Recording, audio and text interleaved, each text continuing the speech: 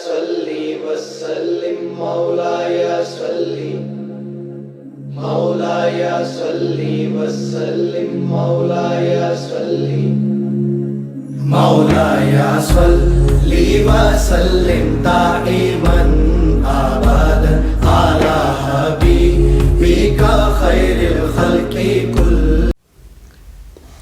اعوذ باللہ من الشیطان الرجیم. بسم اللہ الرحمن الرحیم.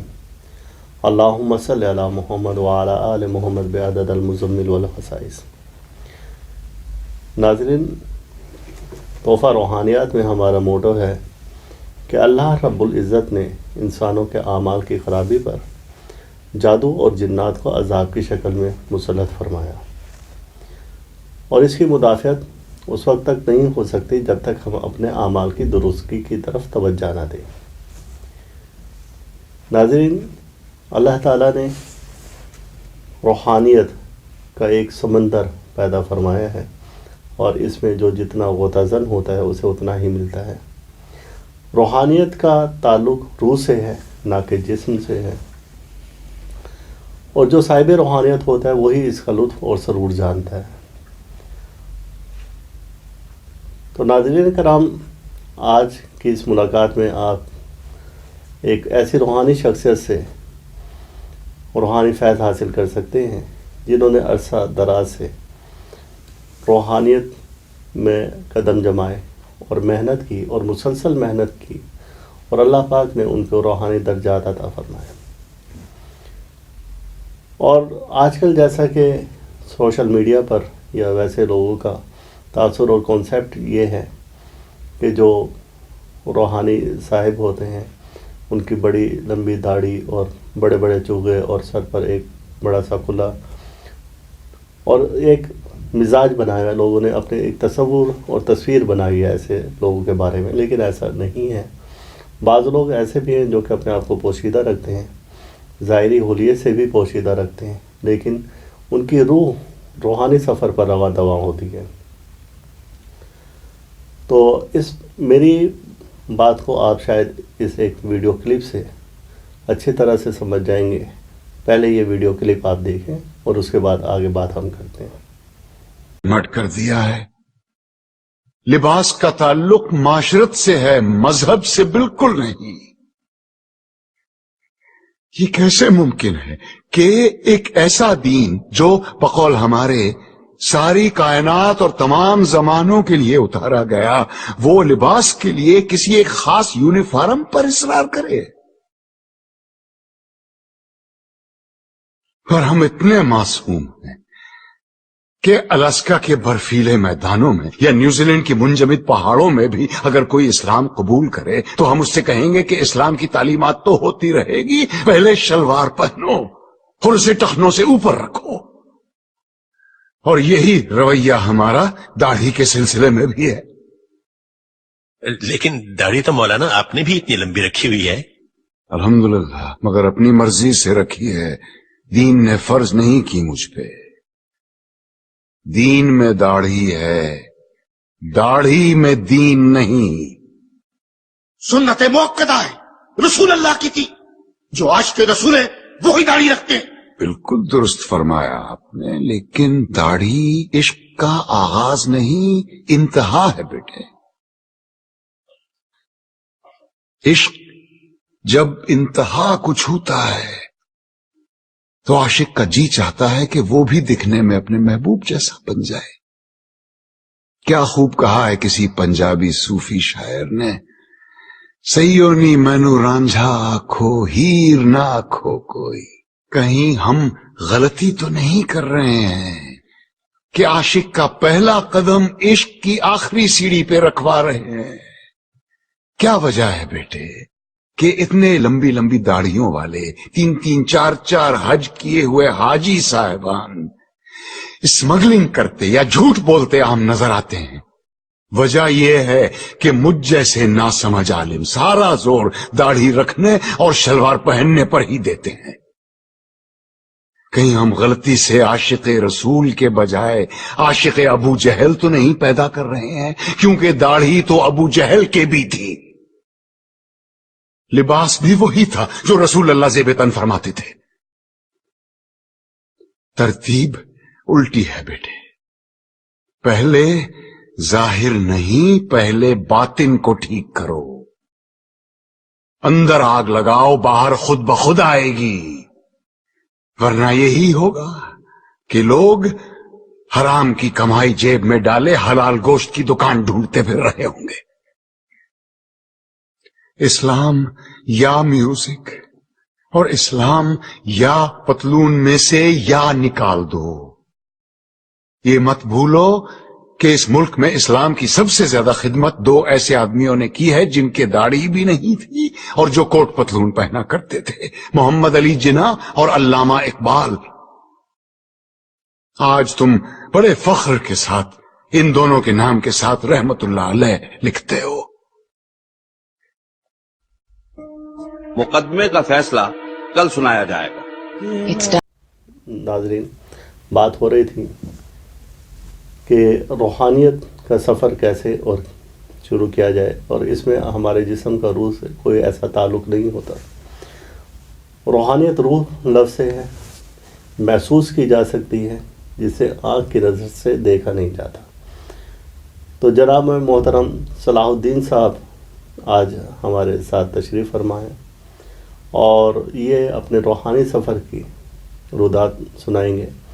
اور سورہ مزمل پر ان کی اچھی محنت ہے، بہت زیادہ محنت ہے، اور یہ آپ کو بتائیں گے کہ سورہ مزمل سے انہوں نے اب تک کیا فیض حاصل کیا. صلاح الدین صاحب.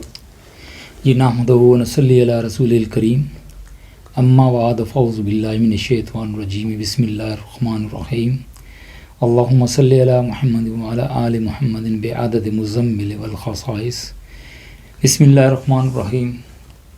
سب سے پہلے تو میں شکر گزار ہوں جناب چیف ایڈیٹر روحانی ٹی وی جناب ایاز مزمل شاہ صاحب کا، کہ جنہوں نے مجھے اس قابل سمجھا کہ میں معاشرے کو روحانیت کے بارے میں کوئی رہنمائی کر سکوں، اور مجھے تلاش کر لیا. یہ ان کی انتھک محنت ہے کہ انہوں نے مجھے تلاش کر لیا، کیونکہ میں بہت کم لوگوں میں ظاہر ہوتا ہوں، لیکن بہت زیادہ مریدین میرے باہر کے ممالک میں اور پاکستان میں موجود ہیں. تو سوال ہے روحانیت کی طرف گیا کیسے. تو میں نے علامہ اقبال کا ایک شعر پڑھا تھا، نگاہ مرد مومن سے بدل جاتی ہیں تقدیریں. یہ میرا پہلا سفر ہے، میرا آغاز ہے اس نگاہ کی تلاش کا، جس کے لیے میں نے ایاز مزمل شاہ صاحب کی بھی رہنمائی حاصل کی، پیر مجدد الفسانی ناروال شریف میں بھی ان کی رہنمائی حاصل کی، اور کشفی حاضریاں جناب شاہ رکن عالم نوری حضوری بھی ملتان میں بھی تھیں، اور اس طرح سے میں آگے بڑھا اور آج لوگوں میں فیض دے رہا ہوں. اور سب سے قیمتی میرا مشاہدہ سورہ مزمل پر اس طرح سے ہے کہ سورہ مزمل کی تعریف میں اتنا بتاؤں گا، بہت صاحب علم میری جگہ سامنے مجھے دیکھ رہے ہوں گے اور مجھے سن رہے ہوں گے، لیکن شاید یہ نالج یا یہ بات ان کے نالج میں نہیں ہوگی یا علم ان کے نالج میں نہیں ہوگا کہ سورہ مزمل ہے کیا، لفظ کیا ہے مزمل. اس کی پہچان جب ہو جائے تو سفر شروع ہو جاتا ہے. ایک طالب ہو، ایک مطلوب ہو اور دو طالب ہوں، ایک ساتھ پکاریں. ایک مطلوب ہو اور دو طالب ہوں اور ایک ساتھ پکاریں، اور دونوں کا توازن ڈسٹرب نہ ہو، دونوں کا توازن بھی قائم رہے، تو وہاں پہ آپ سورہ مزمل کی پہلی آیت سے ہی فیض پا جائیں گے. آپ اس سمندر میں غرق ہو جائیں گے جہاں آپ کو ہیرو جواہرات کی تلاش تھی. کیسے کہ پہلا طالب کون ہے؟ اللہ رب العزت، جو اپنے محبوب کو پکارتا ہے، یا ایھا المزمل، اے کالی چادر اوڑھنے والے، اے چادر میں چھپنے والے. بہت اہم بات ہے. اور نیچے بندہ اس کا نائب بھی اپنے یار کو پکارے، لیکن تصور کے ساتھ. تصور اور تصوف کی بنیادی حقیقت اسلام میں موجود ہے. جب تک آپ کا تصور کامل نہیں ہے، آپ کی نیت کامل نہیں ہے، تو آپ اگر نماز بھی پڑھ رہے ہیں تو سامنے خدا موجود نہیں ہے. اور اگر آپ نماز نہیں پڑھ رہے ہیں اور آپ نے تصور میں کہہ دیا کہ میں نے اللہ سے بات کر رہا ہوں، میں اپنے محبوب سے بات کر رہا ہوں، تو آپ کا محبوب محمد ہو جس پر توجہ اللہ کی بھی ہو جائے اور آپ کی بھی ہو جائے، تو اس پیار سے پکارا جائے یا ایھا المزمل قم اللیل الا قلیلا۔ یہاں پہ اللہ اپنے بندے سے کہہ رہا ہے، اپنے محبوب سے کہہ رہا ہے، اور بندہ بھی اپنے محبوب سے کہہ رہا ہے، تو ثابت ہوا طالب دو تھے، محبوب ایک تھا۔ جب آپ یہاں پہنچیں گے تو سورہ مزمل کی پہلی شعاع آپ کے سینے میں ٹکرا جائے گی، وہ نور مصطفیٰ ہوگی جو کتب ستارے سے ہوتی ہوئی آپ کے دل میں اترے گی، ٹھیک ہے۔ دوسرا، ہمارے ہاں یہ بتایا جاتا ہے کہ جی اس کو پڑھو، پڑھنے والے کو چاہیے کہ تھوڑا سا یہ دیکھے کہ پڑھ کیا رہا ہے۔ سورۃ مزمل ہے، سورہ کا مطلب عربی میں دروازہ ہوتا ہے، راستہ ہوتا ہے۔ اب وہ راستہ جو مزمل سے ملا دے، اور اس میں ملنے کی جو طاقت ہے اپنے اندر، اس طرح کے چاہے آپ چھوٹی سی بات ہے کہ اگر آپ چند گیسٹ بلاتے ہیں تو اس کے مطابق ان کا مزاج بناتے ہیں، ٹیبل کرسی لگانی ہے، چٹائی بچھانی ہے، یا کوئی آپ نے ان کی مہمان نوازی میں کچھ بھی رکھنا ہے تو پہلے سے تیار کرتے ہیں۔ تو جب آپ سورہ مزمل میں اتریں گے تو پہلے سے آپ کی تیاری ہونی چاہیے، کوشش کریں کہ آپ کا لباس سیاہ ہونا چاہیے تاکہ پکارنے والا بھی عقیدت میں سنت ادا کر رہا ہو، اور سنت ادا کرتے ہوئے اپنے محبوب کو پکارے کہ دونوں نے کالی چادر اوڑھی ہوئی ہے، دونوں نے کالا لباس پہنا ہوا ہے، اور دونوں ایک دوسرے کے طالب ہیں اور رب کے انوار پا رہے ہیں۔ یہ سورہ مزمل کی پہلی تعریف ہے۔ دوسری تعریف کہ لوگ کہتے ہیں جی اس کو ایک استاد محترم ایاز مزمل شاہ صاحب کہہ دیتے ہیں کہ آپ سورہ مزمل کو 41 بار پڑھو۔ اب 41 بار پڑھنے کے لیے اس کی سپیڈ اتنی کر دی ہے، جبکہ اسی سورہ مبارکہ میں واضح الفاظ میں لکھا ہے کہ اور اسے ٹھہر ٹھہر کر پڑھو۔ اب جلد بازی والا کہتا ہے جی میں نے کچھ پایا نہیں ہے، تو بھائی تجھے جلدی بہت تھی، تو نے مزمل کو سمجھا ہی نہیں ہے، روحانیت کو سمجھا نہیں ہے۔ اور روحانیت کا کیا ہے؟ ہر انسان کے اندر 3 روحیں موجود ہوتی ہیں، ہر انسان کے اندر 3 روحیں ہوتی ہیں۔ ایک ہوتی ہے روح حیات، ایک ہوتی ہے روح تدبیر، اور ایک ہوتی ہے روح تصرف۔ اب تصرف کو جب تک سائیڈ پہ نہیں رکھیں گے تو آپ روحانیت کو کمپلیٹ نہیں کر سکیں گے۔ روح حیات وہ ہوتی ہے جو قبر تک آپ کے ساتھ جائے گی، روح تدبیر وہ ہوتی ہے جو آپ کو کانشیس کرتی ہے کہ اتنے بجے سو کر اٹھنا ہے، آدھی رات کو اٹھ کے کھڑے ہونا ہے، کیونکہ اس کا سورہ مزمل کا بیسک وقت بھی آدھی رات ہے، اور تم بستر کو چھوڑ دو اور تم آدھی رات کو مجھے پڑھو، اور پھر ہم تم پر اہم ذمہ داریاں ڈالیں گے۔ یعنی کہ وہ شخص دنیا سے الگ ہو جائے گا، وہ ڈیوٹی میں شروع ہو جائے گا۔ جیسے کہ ہمارے ایاز مزمل صاحب ہیں، سب سے پہلے انہوں نے روحانیت کو گائیڈ کیا، اس کے بعد اپنا ایک میگزین لانچ کیا، اب اس کے بعد وہ اوریجنل پیر جو روحانیت کو تھوڑا بہت جانتے ہیں۔ ایک تو بہت سارے لوگ ایسے ہیں جنہوں نے باہر سے کتابیں لی ہیں اور وہ پیر بن کے بیٹھ گئے، ایک بہت سارے لوگ ایسے ہیں جن کو کچھ نہیں آتا، وہ کہتے ہیں جی میں نے کہیں گیا تھا ریلوے لائن میں، مجھے کوئی جن یا دیو ملا تھا، اس نے مجھے کہا تھا کہ میں یہ عمل دوں گا تجھے، تو یہ کام کرنا، تو میں وہ کام کر رہا ہوں۔ ایسے روحانیت سنت میں بھی نہیں ہے۔ سورہ مزمل میں واضح ہے کہ مرنے سے پہلے مر جاؤ، ایسی عبادت اللہ کو پسند ہے۔ جب آپ کی عبادت اچھی ہو جائے گی اور اس میں خلوص ہوگا، ٹھیک ہے۔ اب آپ کہہ دیں کہ جی میں داڑھی کیوں نہیں رکھی ہوئی، تو میں علی حجویری داتا سرکار کی کتاب کشف المحجوب کا آپ وزٹ کریں، اس میں لکھا ہوا ہے آج سے 1000 سال پہلے سے بھی زیادہ ٹائم ہو چکا ہے، کتاب لکھی گئی، اس میں واضح لکھا گیا کہ میں جانتا ہوں کہ آنے والے کل میں صوفی تو بہت ہوں گے مگر تصوف نہیں ہوتا۔ تصوف کو پیدا کرنے کے لیے آپ کو حلیتاً ظاہر ایسا حلیہ مت بنائیں کہ لوگ آپ کو سمجھنے لگ جائیں کہ کوئی بابا جی ہیں، تو آپ کو دیکھ کے جو آپ کو پرکھ کر مانے گا نا، وہ آپ اوریجنل اس کے لیے رہبر ہیں۔ جو آپ کو پرکھتا نہیں ہے، جو آپ کو جانتا نہیں ہے، اور آپ نے ایک داڑھی رکھی ہوئی ہے، اوپر رومال لگایا ہوا ہے، ہاتھ میں موٹی موٹی تسبیح پکڑی ہوئی ہے، اور اس کے بعد پھر آپ کہتے ہیں جی 2 دربان پہ بندے رکھے ہوئے ہیں جو کہیں جی حاج صاحب بیٹھے ہوئے ہیں، بابا جی بیٹھے ہوئے ہیں، بابا جی جلال میں ہیں، بابا جی کمال میں ہیں، بابا جی مراقبے میں ہیں، جبکہ بابا جی کو مراقبے کی الف کا بھی نہیں پتہ، جبکہ مراقبہ ہوتا ہے راقب سے ملاقات، اللہ سے ملاقات۔ جب اللہ سے ملاقات ہوتی ہے تو اللہ اپنے سب بندوں کی سن رہا ہوتا ہے۔ بابا کیوں نہیں سنتا، مجھے اس بات کی سمجھ نہیں آتی۔ تو برائے مہربانی ایسے لوگوں کی تلاش کریں جو بیسک قرآن کو سمجھنے والے ہوں، قرآن کے قاری نہ ہوں۔ قاری تو طوطا بھی ہے، میں نے بہت سارے اجتماعات میں ایک بات دیکھی ہے جو واضح طور پہ ہو رہی ہوتی ہے، آپ اکثر دیکھیں اپنے نشست میں بیٹھیں اور دیکھیں کہ کل خوانی ہو رہی ہے، قرآن خوانی ہو رہی ہے، مولانا اعلان کر رہے ہیں کہ 10 ختم قرآن کے، 20 ختم قرآن کے، 50 ختم قرآن کے، لیکن میں سوال کرتا ہوں کہ کسی کو آپ نے دیکھا کہ اٹھ کے 14 سجدوں میں سے ایک سجدہ کر رہا ہو؟ نہیں۔ اگر سوال کریں نا کہ کیوں نہیں کر رہے، او جی بعد میں کر لیں گے، میں سوال کرتا ہوں رب تمہیں کہتا ہے مجھے سجدہ کر، تو رب کو کہہ رہا ہے بعد میں کر لیں گے، یہ تیری نیت کا قصور ہے۔ پھر تو کہے کہ مجھے قرآن سے استفادہ نہیں مل رہا، یہ تیری زیادتی ہوگی، یہ تیرا اپنے دماغ کا اور اپنے ایمان کا فطور ہوگا۔ اسی طرح جب تو قرآن کے پوری عبادت کو اپنی تحریم کے ساتھ اور تکریم کے ساتھ اور عزت کے ساتھ، کیونکہ قرآن کا مطلب ہے عزت والی کتاب، القرآن، عربی میں جہاں ال لگ جاتا ہے اس کا مطلب ہے عزت والا، جیسے القرآن، المزمل، المدثر، الیاسین، یہ ال جو لگا ہے تو عزت والا ہے۔ آپ پکارتے ہی نہیں ہیں، آپ کہتے ہیں سورہ مزمل، سورہ مزمل، سورۃ المزمل۔ جب آپ ادب رکھیں گے تو پا جائیں گے۔ علم پڑھیا تے ادب نہ سیکھیا کی فائدہ علم پڑھ کے ہو، وہ سلطان العارفین کا کلام ہے۔ تو اس میں ہمارے استاد محترم جناب ایاز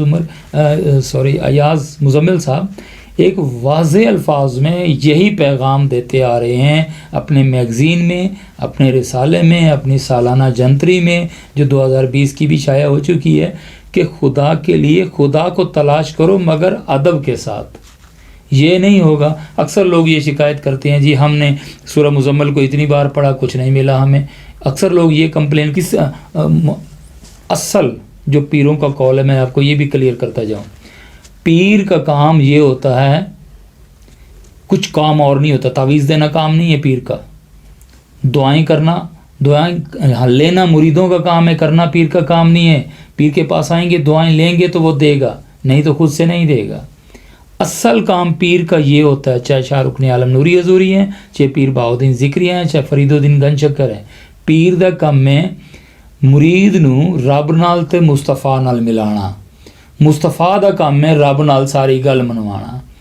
ایاز مزمل شاہ صاحب آپ کو رب کے انتہائی محبوب نام مزمل صلی اللہ علیہ وسلم سے ملاقات کروانے کی کوشش کرتے ہیں کہ آپ حضور سے مل جائیں، المزمل سے مل جائیں، لیکن آپ مزمل کو جسٹ ایک عربی کی کتاب سمجھ لیں، اس آیت کو عربی کی آیت سمجھ کے اس کا رٹا لگانا، یا اس کو تنتر منتر سمجھ لیں، جی میں سمجھتا ہوں کہ آپ کا اس کے اوپر کوئی ایکسپیرینس نہیں ہے۔ اچھا جی، میں بات تھوڑے سے جی تو آپ ہمارے ناظرین کو سورہ مزمل کا کوئی ایسا مجرب وظیفہ بتائیں گے جس سے آپ نے فیض حاصل کیا ہو؟ جی، سب سے بڑا انسان خطا کا پتلا ہے، یہ عام و فہم بات ہے، اور آج کے دور میں خطائیں تو ہمارے ہاتھوں میں ایسے آ رہی ہیں جیسے کہ آسمان سے گرنے والی بارش کے قطرے، بچیں گی بھی تو گیلا ہو جائے گا ہاتھ۔ تو اس کے لیے سورہ مزمل کی آخری آیات ہے وَاسْتَغْفِرُ اللَّهَ إِنَّ اللَّهَ غَفُورٌ الرَّحِيمٌ۔ میں نے اس میں اپنے آپ کو بہت کچھ پایا، میں نے مالی طور پہ بھی بہت اچھی پوزیشن حاصل کی، روحانی طور پہ بھی بہت اچھی پوزیشن حاصل کی۔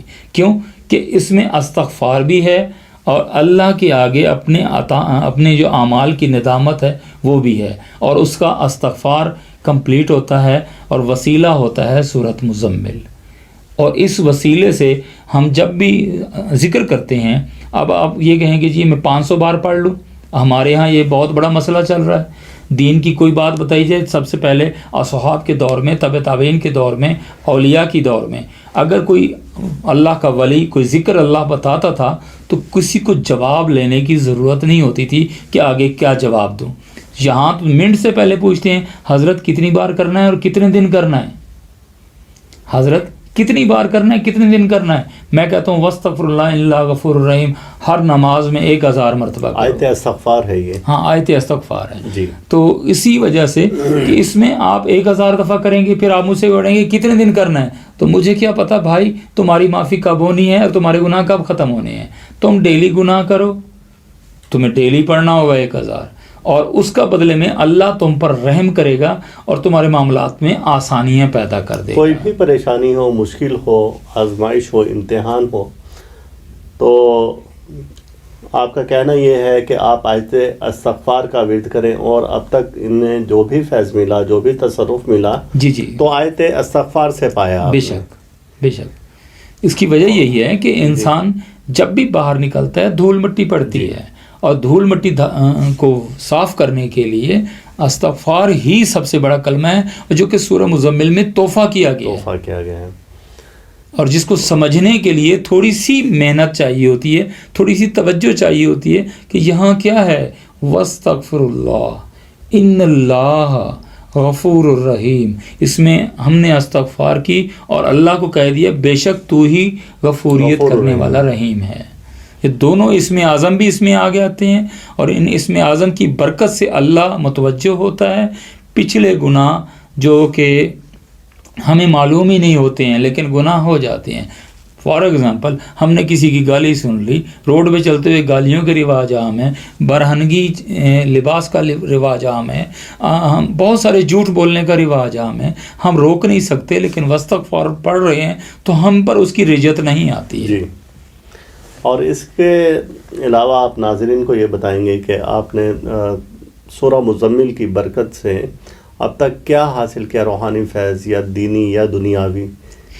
اس میں روحانی فیض تو الحمدللہ میں جتنا اللہ کا شکر ادا کروں کم ہے، اور بالخصوص محمد مصطفیٰ پہ لاکھوں کروڑوں درود و سلام۔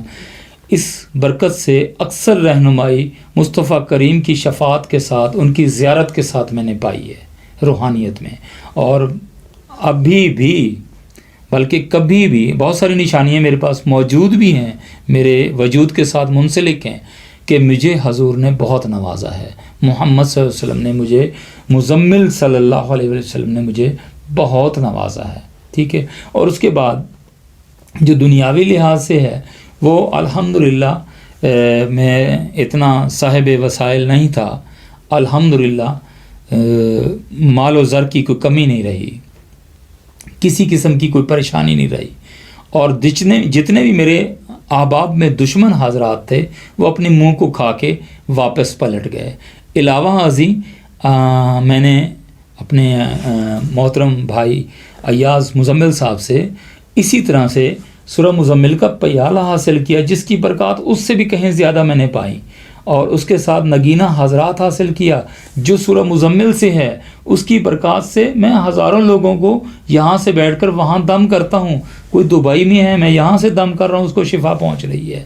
تو اس کی برکات لینے کا پہلا ادب ضروری ہے، جو مین چیز ہے کہ آپ کنسلٹ کیا کر رہے ہیں۔ آپ سورہ مزمل کو اگر عام عربی کی طرح آیات پڑھتے ہیں، یہ طلسم سمجھ کے پڑھتے ہیں، تو آپ اس کے قریب تک نہیں بھٹک سکتے ہیں۔ جب آپ آدھی رات کو اٹھ کے کھڑے ہوں، سیاہ لباس بھی پہنا ہو، اور مصطفیٰ پہ درود مزمل بھی پڑھیں، اور پھر آپ کھڑے ہو کے بات کریں اللہ سے، تو محبوب سے ملاقات ہو جائے، تو تب آپ کو سوچنا نہیں پڑے گا، نہ گننا پڑے گا کہ جی میں نے میری بس خراب ہو گئی ہے تو وہ میرے پاس اس کے پیسے بنوانے کے نہیں ہیں، نہیں، بس اس وقت خراب ہوگی۔ اور میرے ساتھ اکثر ہوتا ہے، میرے ساتھ پرسوں بھی ایسا ہوا ہے کہ میری گاڑی وہاں خراب ہوتی ہے جہاں سامنے ورکشاپ موجود ہو، یا گھر میں آ کے خراب ہوتی ہے جہاں مجھے کوئی پریشانی سفر کی نہ ہو۔ کیوں کہ میں سارے راستے وَاسْتَغْفِرُ اللَّهَ إِنَّ اللَّهَ غَفُورٌ رَحِيمٌ پڑھتا ہوں۔ بہت مہربانی، بہت شکریہ، آپ نے ہمارے ناظرین کے لیے وقت نکالا اور اتنی روحانی معلومات دیں، اور اللہ تعالیٰ آپ کے روحانی درجات مزید بلند فرمائیں، اور اللہ تعالیٰ ہم سب کا روحانی مزاج اسی طرح سے قائم و دائم رکھیں۔ اور میں پھر آپ سے گزارش کروں گا کہ آپ ہمارے چینل TRTV ایاز مزمل کو ضرور سبسکرائب کریں، بیل آئیکن دبائیں، اور زیادہ سے زیادہ ویڈیو کو شیئر کریں۔ اور اگر آپ کو یہ ویڈیو پسند آئی ہو اور آپ کوئی بھی اس سے متعلق سوال کرنا چاہیں تو آپ کمنٹس میں لازمی ہمیں لکھیں، تاکہ ہمیں پتہ چلے کہ آپ کے دل میں، آپ کے ذہن میں اس متعلق کیا سوالات ہیں۔ اللہ حافظ۔